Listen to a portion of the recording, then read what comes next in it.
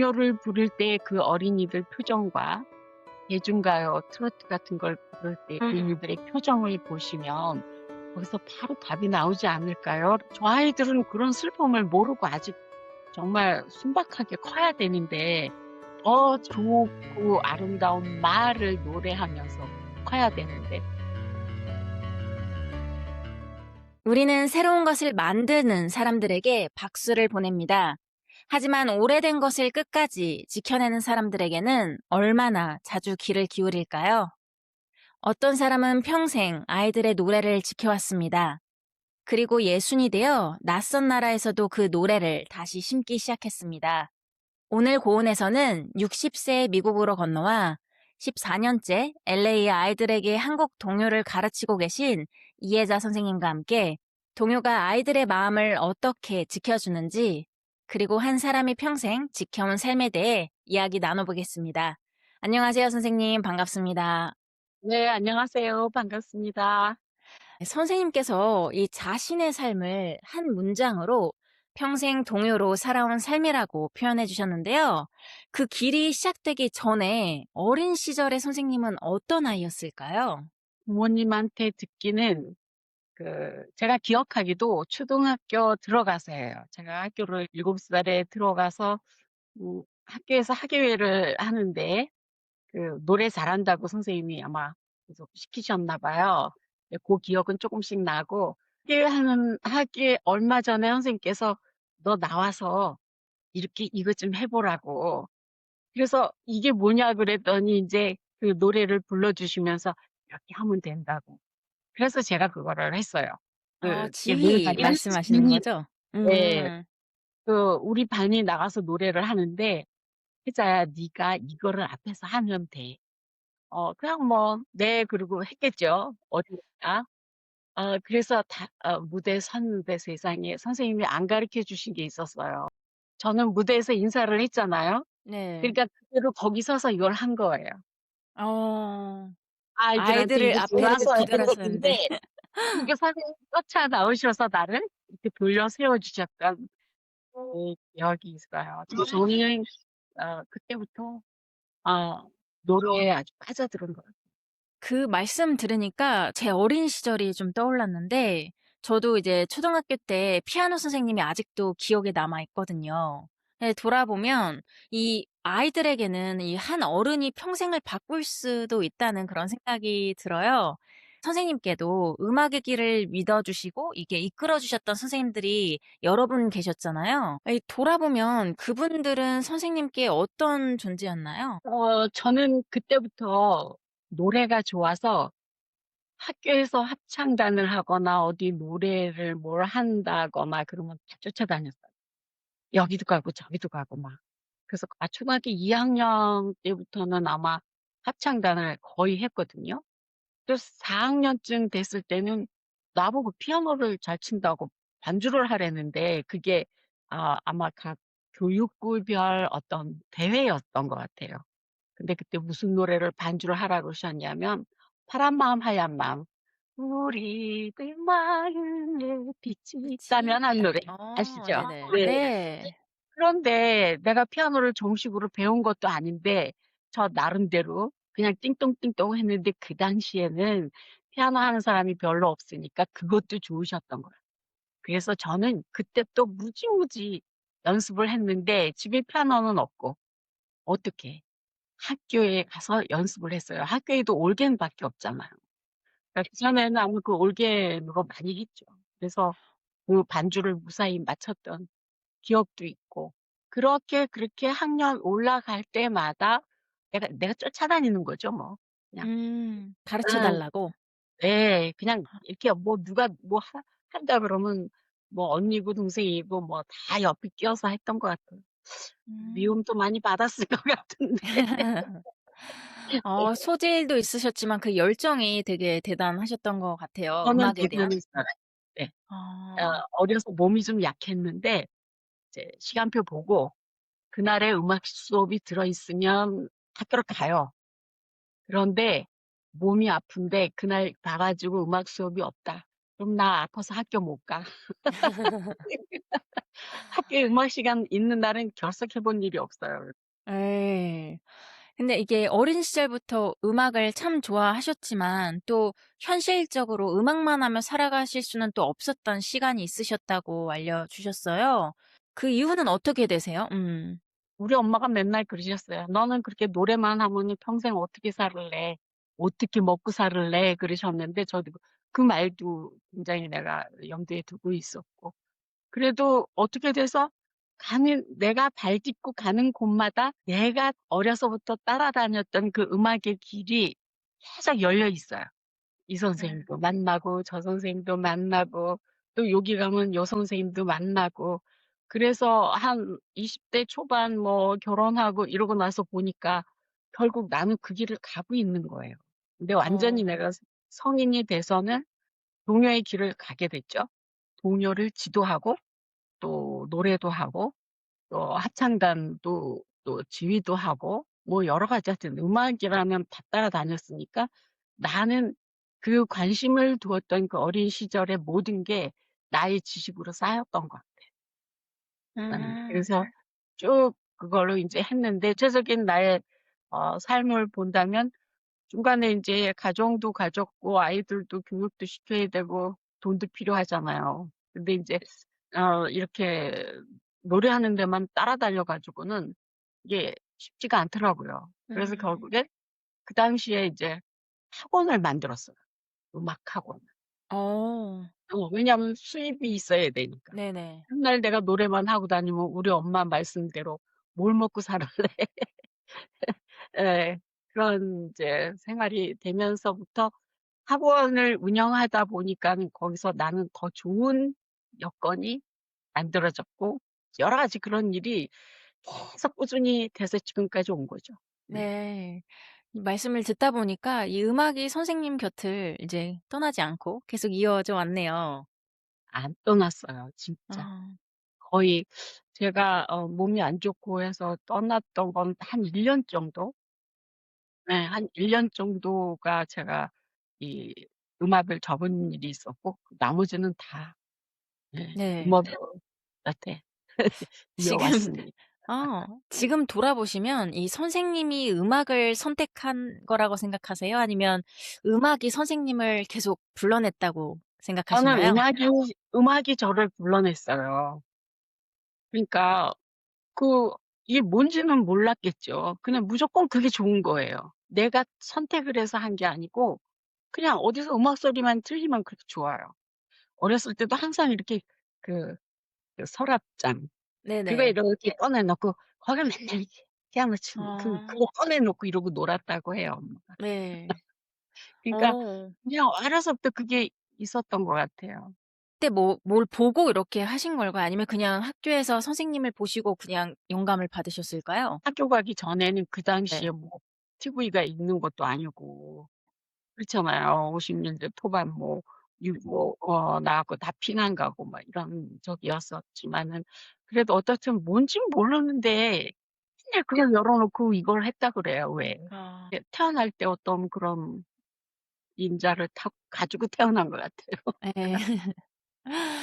네. 그렇게 이 음악이 선생님의 삶을 따라 흘러왔습니다. 그런데 그 길은 예순이 되어서 전혀 예상치 못한 방향으로 이어졌는데요.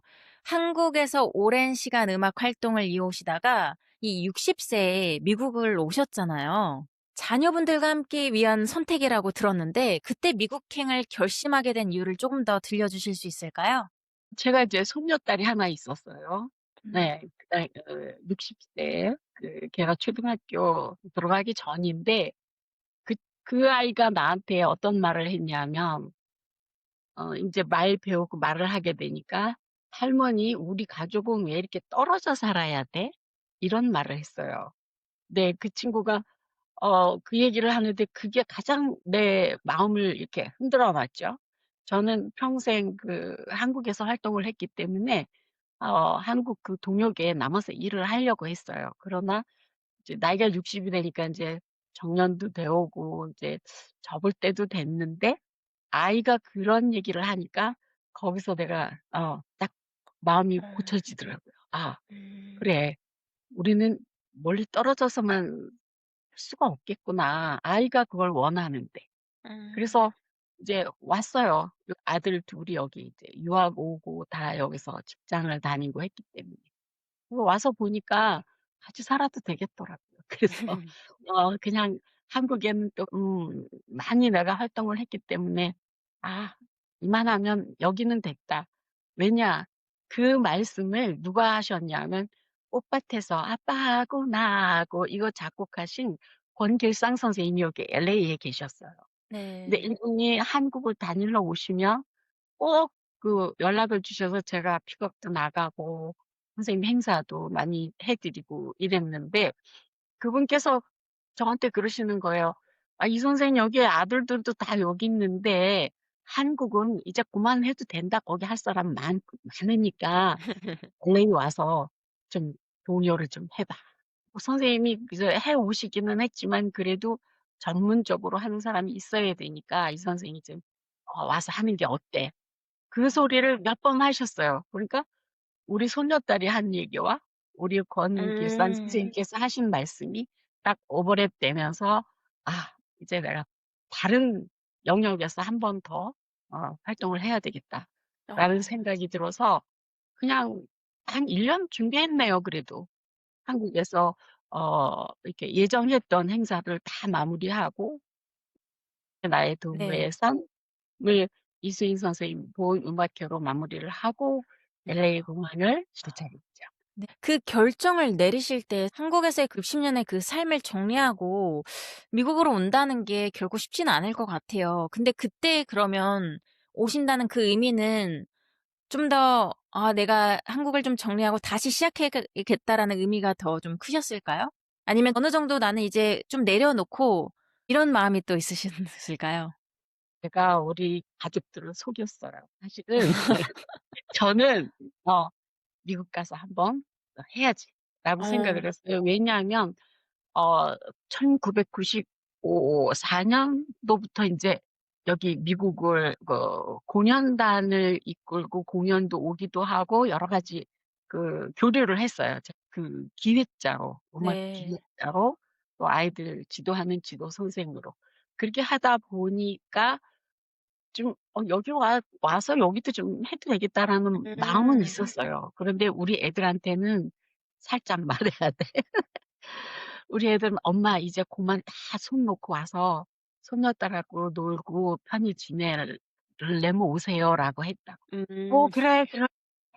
그리고 왔는데 실질적으로 와서 11월 달에 제가 도착을 하고 2013년 3월 달에 지금 내가 나가는 학교의 음악 선생으로 나가게 됐어요. 또 어떻게 또 그렇게 연결이 돼 가지고 그때부터 이제 여기서 동요 활동도 하고 이것저것 음악 활동을 하는데 사실 한국에서의 생활보다 이 더 많은 일을 했다고 생각해요. 어. 네. 제가 이렇게 지나온 거를 봐도 많이 했어요. 아주 음. 여기서는 내가 비영리 법인도 설립을 해 가지고 계속 동요 대회도 지금 이어나가고 있고 그래서 지금 보면은 미국 사회가 쪼끔 자유롭고 뭔가 활동하기는 내가 하고자 한다면 음. 얼마든지 할 수 있는 여건이 되는구나. 네. 저는 그래서 미국이 좋아요. 어. 그렇게 생각을 그러게요. 미국에서는 하고 좀 기회가 내가 나이가 많든 적든 여자든 남자든 그 의욕을 가지고 노력을 하면 어느 정도 이뤄낼 수 있다는 그런 것들이 그거예요. 네. 예. 제가 그거를 실감을 한 게 한국에서는 내가 독단적으로 일할 기회가 별로 없다고 봐야 돼요. 왜냐하면 거의 단체에 들어가서 단체에서 어떤 직분을 맡아서 내가 그 직분을 수행을 하기 때문에 나 혼자 그런 어떤 아이디어라든가 그런 거 반영하기가 쉽지 않거든요. 근데 뭐 여기 와서는 내가 하고자 하는 거 뭐 "가곡 음악회 하고 싶어." 그러면 하고 그래서 비영리도 설립을 한 거예요, 음악 기획을 하려니까. 네. 그랬고 학교도 자유로워요. 그냥 음. 저는 음악 교사이기 때문에 일 주일에 한 번씩 출근해서 음악만 이제 하면 되거든요. 근데 애들이 너무 좋아하는 거예요. 예. 그래서 지금 이렇게 오랜 세월 이렇게 하고 있는데 내가 요번에도 "아 교장 선생님 저는 인제 나이도 많고 인제 그만해야 되겠습니다." 그랬더니 무슨 소리야 선생님. 80 까지 해야 돼 80. 80." 저희 학교 아. 교장 선생님이 한국 분이세요. 어. 우리 학교는 거의 한국 분들이 많이 오셨어요. 제가 지금 교장 선생님을 3 분을 거쳐 갔는데 3 분께서 3분 다 동료를 한국 좋아하시 분이세요? 세 분 다? 네. 예. 어. 여기 LA 교육고는 한국 선생님들이 꽤 있으세요. 네. 왜냐하면 그 듀얼 랭귀지 프로그램이 있기 때문에 제가 말하는 학교가 지금 여기 카오엔가 초등학교인데 120 년? 네 오래된 학교고요. 예.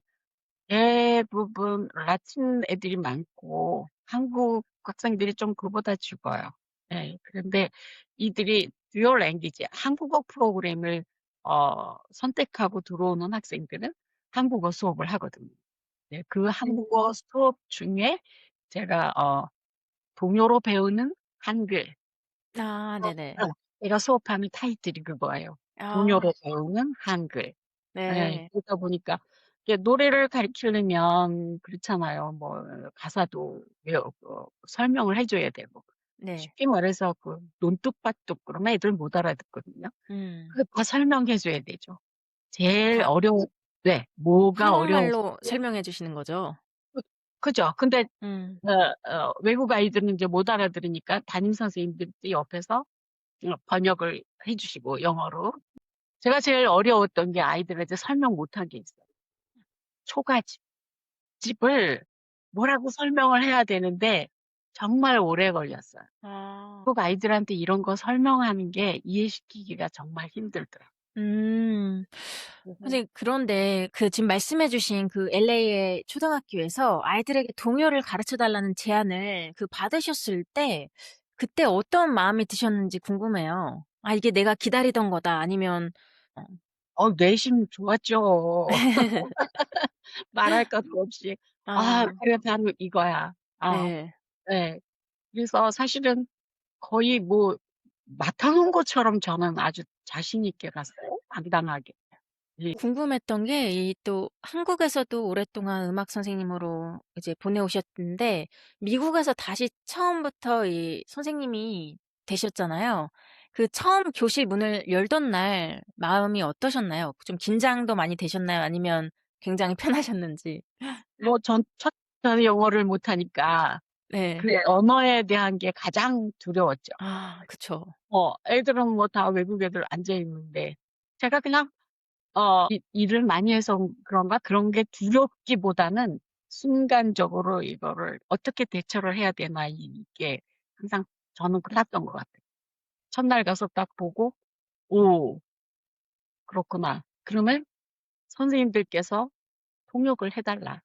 왜냐하면 나는 영어가 퍼펙트하지 않기 때문에 아이들한테 지도를 할 수가 없다 그러니까 선생님들께서 도와달라.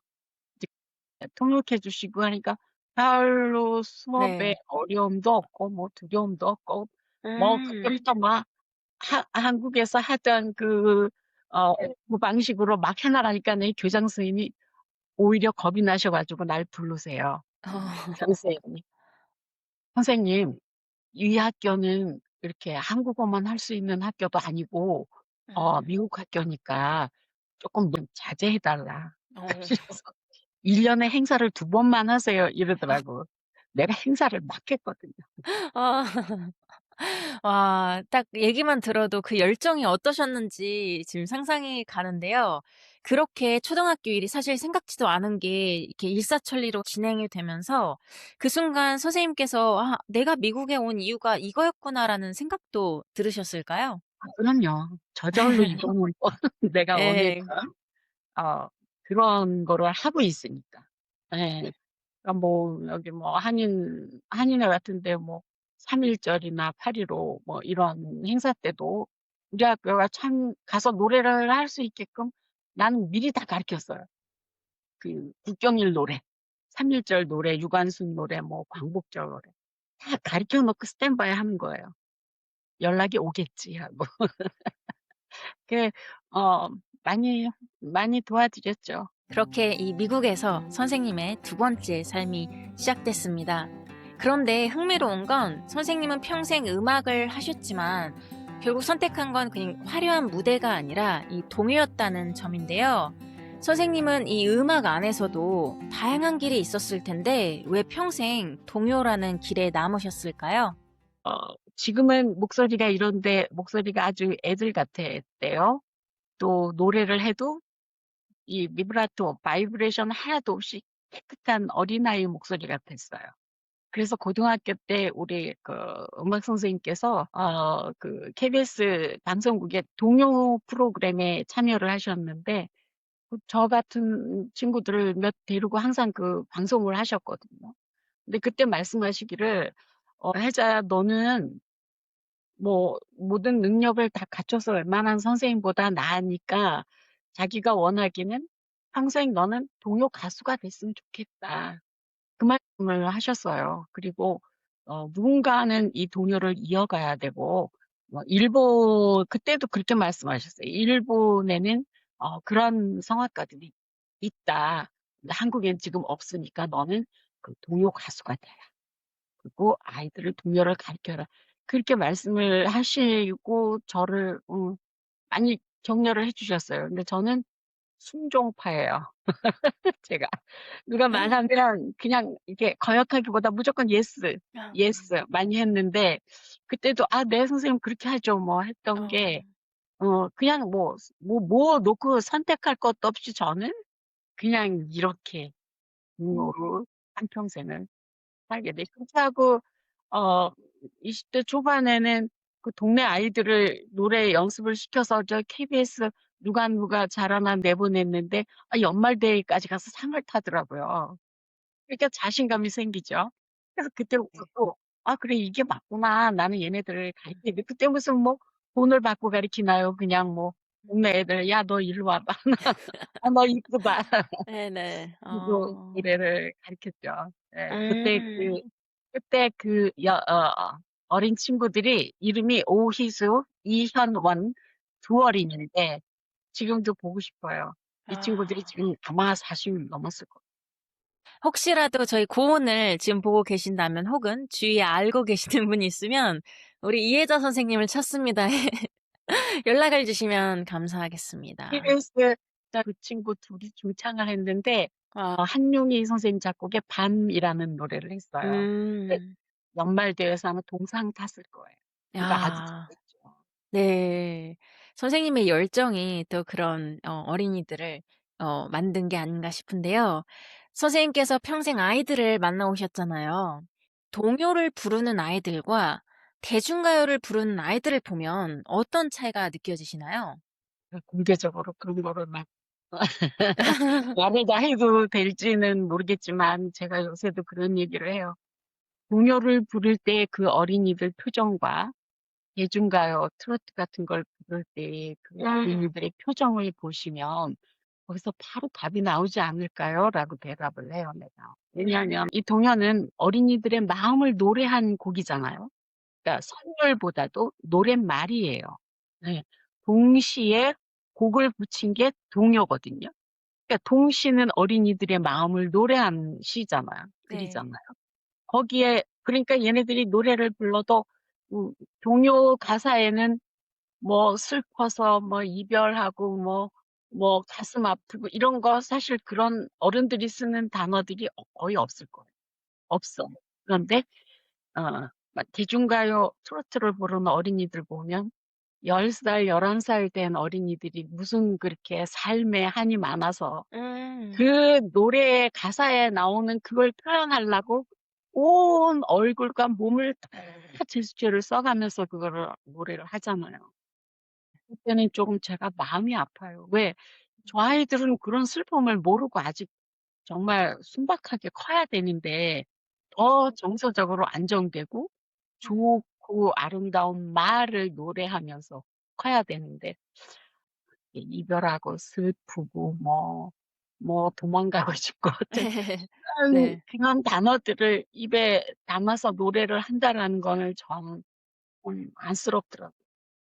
그럼에도 이제 불구하고 이 한국말을 잘 모르는 아이들, 이 다른 문화권 아이들까지도 이제 동요를 부르는 모습을 보시잖아요. 언어를 이해하기도 전에 이 노래가 먼저 아이들의 마음에 이 닿는 모습을 보시면서 가장 기억에 남는 순간이 있으셨다면 어떤 걸까요? 글쎄 그 대답이 참 어렵네요. 왜 그 멕시코 친구 어린아이가 그 동요대회에 나가서 상을 받은 걸 제가 봤거든요. 그래서 맞아요. 그 친구 같은 경우는 아마 한글을 이렇게 자유자재로 하지 못할 텐데 그 노래를 한글로 그렇게 표현하는 게 아 그거 혹시 보셨나요? 하늘나라 동화 불렀던 네네. 멕시코 봤습니다. 예 우리 학교 아이. 네. 네네.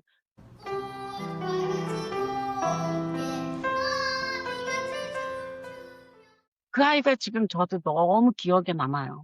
예. 음. 근데 그 아이가 그때 2 학년? 근데 2 학년이었을 거예요. 그런데 그가 한국말을 전혀 못하고 엄마 아빠도 전혀 한국하고도 상관이 없어요.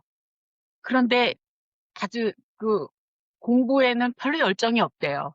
근데 노래를 가르치면 그렇게 열정이 있더라고요. 아. 그러니까는 담임 선생님께서 애 많이 쓰셨어요. 그 말 가르치시느라고. 그 음. 가사를 나는 노래만 가르치고 그 선생님은 자기가 하겠다. 그래서 그 아이한테 그걸 하나하나 이거를 동산 위에 올라서서 이렇게 가르친 거예요. 근데 그 아이가 그렇게 하더라고요. 당일날 네. 너무 저도 깜짝 놀랐어요. 이렇게 라틴 애도 이렇게 할 수 있구나. 한 가지 얘기하고 싶은 거는 미국 초등학교에는 음악 시간이 없어요. 음악 어. 시간. 근데 우리 학교 온 학생들은 아주 특별히 진짜 큰 선물 받은 거예요. 그러니까 아 없어요? 저는 미 네. 음악 시간이 당연히 어 있을 거라 생각했거든요. 없죠. 없어요. 자기가 선택해서 학교에서 우리 학교 같은 경우에 인제 동요가 있으니까 동요하고 그다음에 이제 합창 코러스가 있었는데 코러스를 또 이렇게 어려운 곡을 하면 애들이 또 싫어하더라고요. 잘 못 음. 따라 그러니까 선택받은 아이들은 이렇게 동요를 또 미국 땅에서도 부를 수 있게 되는 음. 거고. 근데 이 동요라는 장르는 지금 아시아 쪽에만 있는 것 같아요. 일본, 한국, 태국 뭐 제가 이게 책을 찾아봐도 싱가포르 이렇게. 근데 이 미국에는 딱히 유아동요는 있어도 음. 그렇게 우리처럼 장르를 동요해서 이렇게 하는 음악이 없더라고요. 이게 뭐냐면은 동요는 변성기 전에 자기 육성으로 타고난 음성으로 노래할 수 있게 만드는 게 동요예요. 이게 어른들 노래는 음역이 높잖아요. 이게 네. 변성기 후에는 그 소리가 나는데 어. 변성기 전에 자기 내추럴 보이스 가지고는 그런 소리를 못 내거든요. 그렇게 되다 보니까 미국 사람들은 이렇게 예술제를 하거나 그러면 그 성인 음악 틀어 놓고 립싱크를 해요. 음. 따라 부르면서 율동만 해요. 그래서 음. 저는 처음에 그걸 이해를 못 했어요. '왜 이럴까?' 근데 애들이 부를 동요 같은 장르의 곡이 없더라고요. 그러니까 '동요를 더 가르쳐야 되겠구나.' 음. 라는 생각이 저는 예 네. 자신감이 더 아. 드는 네. 이 선생님 말씀 듣다 보니 선생님께 동요는 단순히 노래를 그냥 가르치는 일이 아니라 이 아이들에게 또 한국말과 한국의 정서를 함께 전하는 일처럼 느껴졌는데요. 선생님께는 동요가 어떤 의미일까요? 동요가 저한테는 그냥 나의 삶이에요 그냥. 예. 생활 음. 속에 뭐 하루 24 시간 중에 잠자는 시간 빼고는 거의 머릿속에 맴도는 건 동요가 맴돌고 물론 뭐 클래식 음악도 좋지만 한국 가곡도 좋지만 음. 동요는 그냥 오로지 나의 삶 어. 따라다녀요. 네. 근데 동요 같은 경우는 어린이들이 부르는 노래라고 이렇게 얘기를 하잖아요. 근데 어른이 되어서 동요를 듣거나 부른다는 건 어떤 의미일까요? 내가 인제 대회를 해 보면 중고등학교 애들은 그러니까 중고등학교라 그러면은 9 학년부터 한 12 학년까지 이제 이런 학생들은 동요를 애들이 부르니까는 "우리는 그런 거 안 불러."라고 한대요. 예, 그런 얘기도 나도 듣고 실질적으로 가르친 아이들한테도 느끼고는 하지만 그 동요가 왜 그러냐 이게 아까 말씀드린 그 한 부분에 변성기 전에 아이들이 부를 수 있는 음역대예요, 동요. 그러니까 높은 도레미파솔라시도 레까지는 애들이 소리를 다 신나게 다 낼 수가 있어요. 근데 변성기 지나면 그 소리가 안 난다고, 높은 그래서 이 중고등학교 어른들이 또 그때는 안 불러요. 그런데 언제 부르냐? 성인이 돼서 곡을 그리게 되면 꼭 나오는 게 동요가 나와요. 여기 합창단도 보면 그 어르신들이 꼭 동요를 좋아해요. 아, 그 우리 어려서 불렀던 거야. 그래서 내가 본향을 바라보고 계시군요. 내가 그 얘기를 하는데 사실 우리 어려서부터 동요 많이 불렀잖아요. 네. 학교에서 우리 잘할 때는 음악 시간이 일주일에 2번씩 있었어요. 그러니까 네. 그 대한민국의 그 교육이 난 너무 잘 해왔다고 얘기하고 싶어요. 음. 고맙고 지금의 여기 성인 합창단들이 많아도 그래도 아마추어 7, 80대 할머니들이 가서 노래를 할 수 있는 그 합창단에 가보면 꼭 동요를 같이 하더라고요. 그게 네. 어른들이 좋아하시니까. 네. 네네. 그 동요를 부르는 게 어떻게 보면 우리를 계속 젊게 어린 마음으로 살 수 있게 만들어 주는 것 같은 게 선생님 뵈면 제가 연세를 말씀을 드려도 될까요? 괜찮아요. 70 대신데 전혀 그렇게 안 보이시고 일단 너무 정정하시고 그 에너지가 진짜 그 어린아이들에서 느껴지는 그런 에너지가 느껴지거든요. 그게 아마 동요의 힘이 아닐까라는 생각을 해 봤습니다. 예. 동요 그 아이들. 그죠? 네. 저는 그래서 세월 가는 줄 모르고 살았어요. 네.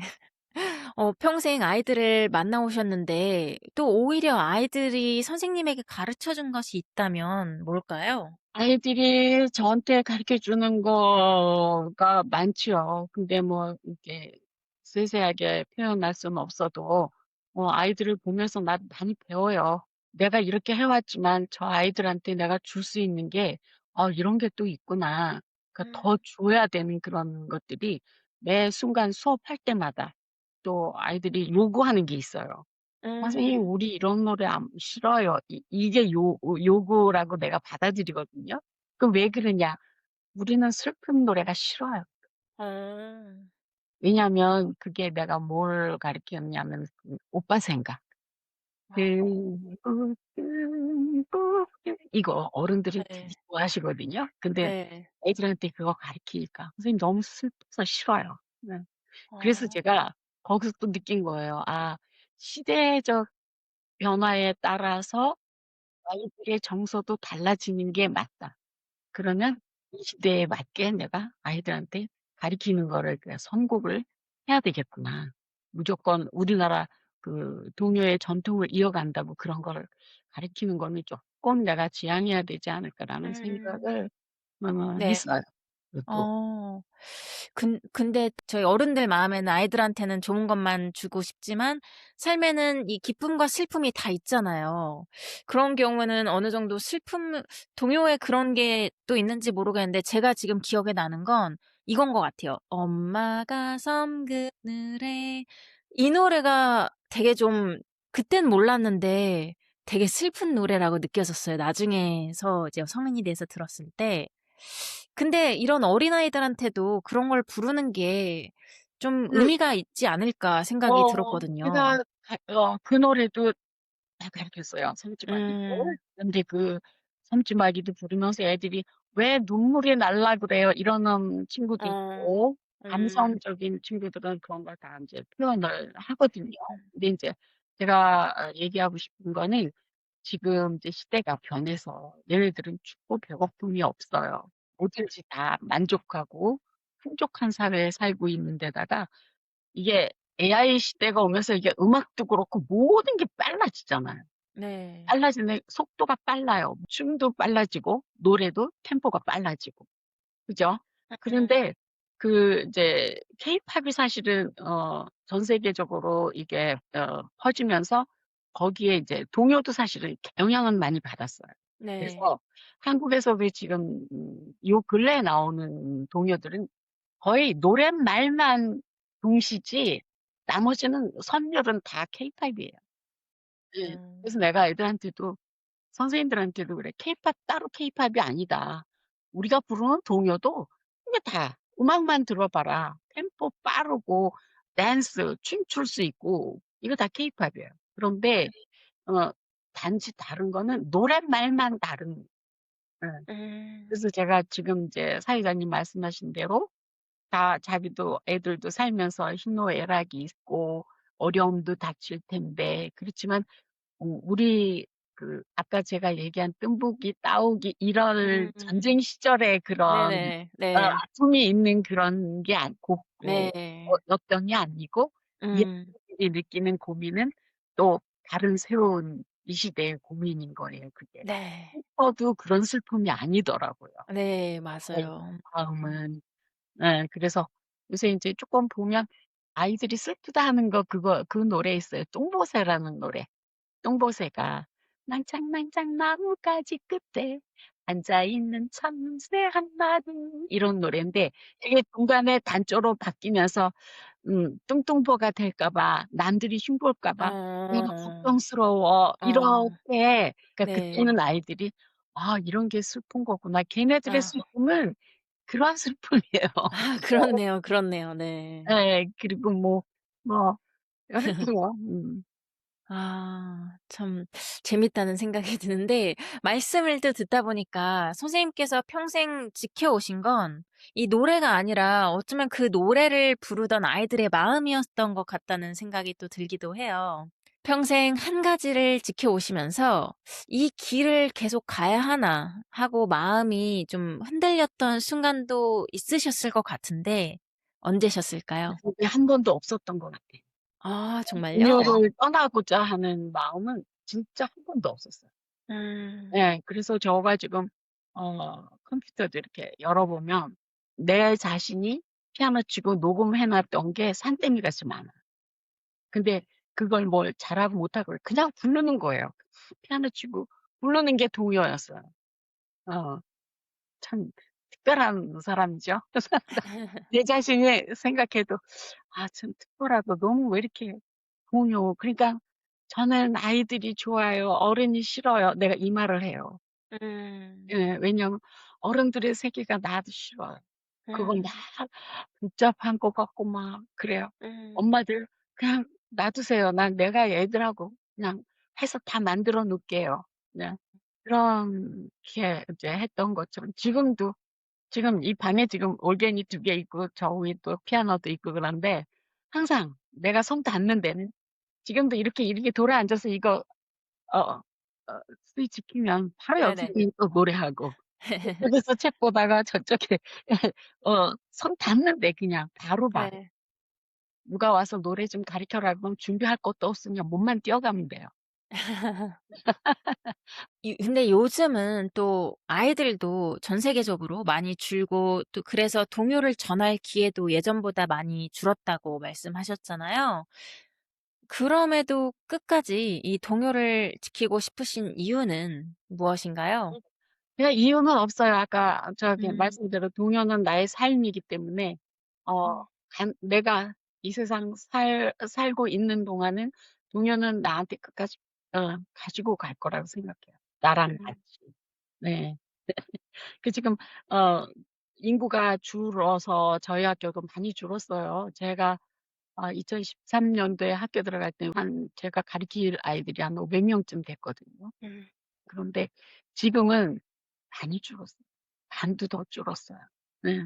그래서 뭐 우리 학교만 줄은 게 아니고 전체적으로 전 세계적으로 인구가 줄어드는 추세이기 때문에 뭐 할 수 없지만 내가 우리 교장 선생님 말씀에 따라서 80 까지 내가 등록을 한다면 아마 우리 학교에서 마무리하겠죠, 제가. 예.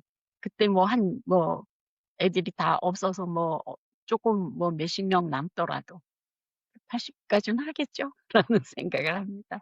만약 아이들의 삶에서 이 동요가 사라진다면 선생님은 무엇이 함께 사라질 거라고 생각하세요? 온 세상이 고요해질 거예요.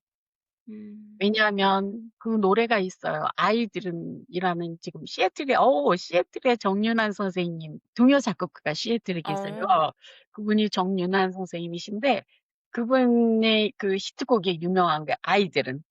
음. 세상이 이렇게 밝은 것은, 그죠? 세상이 이렇게 밝은 것은 어린아이가 있기 때문에, 아이들의 소리가 들리기 때문에 온 세상이 시끄럽고 밝고 환하다고 하셨어요. 응. 그 노래 속에 그 노랫말처럼 아이들이 없다라면 세상이 딱 고요해지고 아무 소리도 안 들릴 것 같아요. 그러게요. 선생님께서 이 시간이 지나 어른이 된 제자들을 다시 만나셨을 때 '아 이 아이들 안에는 아직도 그때의 노래가 남아 있구나.' 하고 느끼셨던 순간이 있으실까요? 미국에 와서 오히려 한국에 있는 제자들하고 연결이 많이 되고 있어요. 왜냐하면 이 친구들이 지금 나이가 뭐 한 30살, 40살 결혼해서 뭐 아기들 낳고 음. 또 자기 아이 데리고 또 노래 부르러 다니고 이러니까, 그러니까 자기네들이 동요를 음 했던 것이 너무 지금도 너무. 그 사실 아기가 있는데 아기한테 막 케이팝이나 이런 어른들의 노래를 또 들려줄 순 없잖아요. 그 아기한테 들려주려면 그래요. 주려고 안 해도 개인적으로 들을 수밖에 없는 게 TV에서 계속 나오죠. 요새는 젊은 엄마 아빠들이요 케이팝 좋아하잖아요. 그러니까 자기들이 들으려고 틀어요. 그 애들은 그냥 듣는 거예요. 맞아요. 그거예요, 그거. 예. 음. 그래서 자연히 뭐 그 케이팝의 그 빠른 템포의 뭐 그런 이제 음악을, 예, 리듬도 우리 어려서 하고는 완전히 다르니까. 근데 요즘 애들은 또 빨리 배워요. 네. 어려워서 어떻게 하나 그러면. 근데 네. 내가 가르치려고 그러면 우리 선생님들이 "아 선생님 그거 어려워서 애들이 어떻게 해요?" 그러니까 "아이 그런 소리 말아요. 우리 애들은 금방 따라해요. 맞아요. 선생님들보다 더 빨리 따라해요." 음. 그게 아이들의 장점인 것 같습니다. 모든 걸 빨리 스펀지같이 흡수하잖아요. 그렇죠. 그래서 좋은 말과 좋은 그쵸. 노래, 정서적으로 안정될 수 있는 교육을 우리가 해 줘야 돼요. 나는 그거는 동요밖에 없다라고 생각해요. 즐겁잖아요. 네. 선생님 말씀을 들으면서 이 한 사람이 평생 지켜온 것은 시간이 지나도 사라지지 않는다는 생각이 들었습니다. 이제 그 마음을 이 다음 세대에게는 어떤 모습으로 이어질지 궁금해지는데요. 선생님께서는 아이들에게 노래를 가르쳐 오셨을 뿐 아니라 이제는 아이들이 계속 노래할 수 있는 무대까지 만들어 오고 계시잖아요. 선생님께는 아이들을 가르치는 일과 그 아이들이 계속 노래할 수 있는 무대를 만드는 일이 어떻게 다른 의미일까요? 다르지 않다라고 생각해요. 아이들은 노래를 배우면 엄마 아빠 앞에서도 하고 싶어 해요. 그지? "어머 나 이거 배웠어. 뭐 해 봐." 그리고 이제 요새 같은 경우는 인제 어 할머니, 할아버지들이 아이들을 케어하잖아요. 그럼 인제 집에 가면 엄마 아빠는 이제 직장에 나가고 이제 저희 학교 그 학부모님들 말씀이에요. 그러면 할머니가 "노래해 봐라." 그러면 옛날 본인이 어려서 불렀던 노래를 애가 부르는 거예요. 나 그게 어떻게 알아 그 노래. 아까 부르셨던 그 섬지박이 같은 거. 그런 곡들도 다 모르는 할머니 어르신들이 안 계신데 네. 아이가 그걸 부르니까 이 할머니들이 너무 좋아하시는 거예요.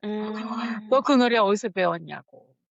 그래서 행사 때 오시면 참 고맙다고 인사도 하시고 그러는데 그렇게 부모님 앞에서도 부르고 싶어 하는데 내가 무대를 만들어서 "너 여기서 노래해 봐." 그러면 좋아하죠. 요새 애들은 음. 주로 "나 못해요." 빠질 이게 없어요. 아. 굉장해요, 요새 애들은. 우리 어. 어려서하고 틀려요. 그러니까 제가 어. 이렇게 평생을 보면 10년 단위로 제가 아이들을 보거든요. 10년 단위로 애들이 달라요. 옛날에 초창기 내가 한 20대 30대 때는요. 어머님들이 이렇게 고구마도 하나 이렇게 손에 들고 와서 "선생님 이거 드세요." 그랬어요.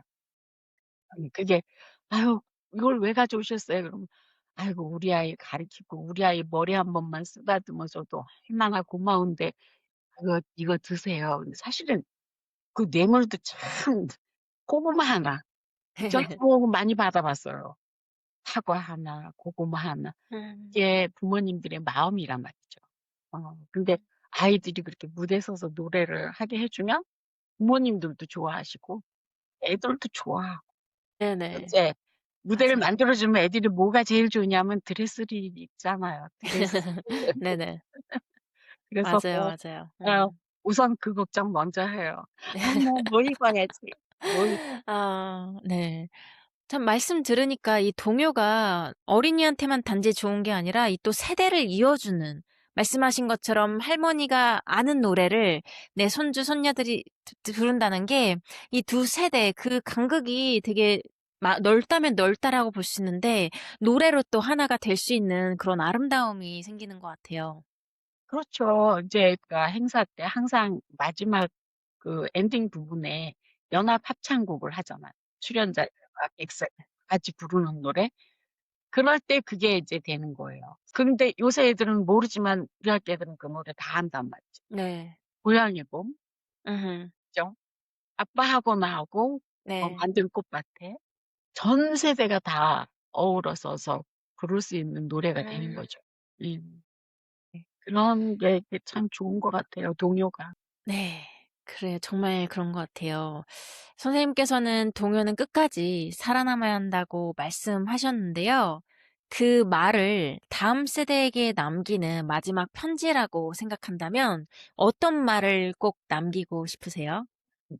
너를 가리켰던 나는 어 동요가 평생 나의 삶이었지만 너희들도 내가 가르친 거에 쪼끔 어 좋은 긍정적인 의미를 갖는다면 너희도 그런 삶을 살았으면 좋겠다. 나 이렇게 얘기하고 싶어요. 왜냐하면 내가 불행하고 행복한 마음이 아니라면 이렇게 권할 수가 없어요, 누구한테. 음. 근데 나는 동요를 하면서 정말 이렇게 집안 걱정이 뭐가 되다가도 동요만 나오면 얼굴이 달라지거든요. 그러니까 모두 다 행복하면 얼마나 좋겠어요. 내 마음이 행복해야 사회가 행복해지는. 네. 정말 좋은 말씀 해 주신 것 같아요. "내 마음이 행복해야 예 사회가 또 행복해질 수 있다." 네.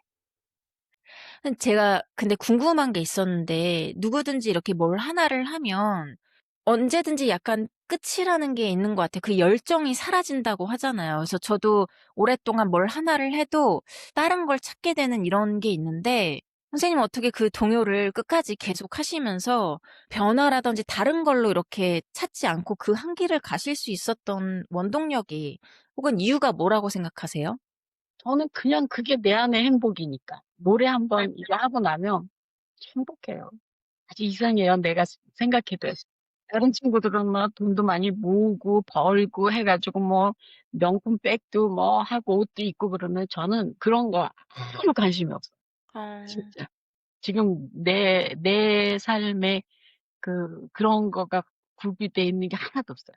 보석이니 뭐 이런 거. 그런데 요거는 내가 평생 이거 어 선물 받은 거라 내가 이렇게 하고 다니는데 아. 뭐 어떻든 그게 그 내 안의 행복 누가 못 뺏어가요. 아까도 네네. 잠깐 노래하면서도 나 얼마나 좋은지. 네. 네. 아. 그거를 누가 가져가겠어요. 네. 그러니까 이런 행복을 느끼고 살 수 있는 삶도 참 귀하다는 생각을 해서 저는 제 자신을 엄청 귀하게 생각해요. 이 동요를 할 수 있는. 예. 사실은 명품 백, 옷 아무 소용없어요. 그게 행복을 주나요?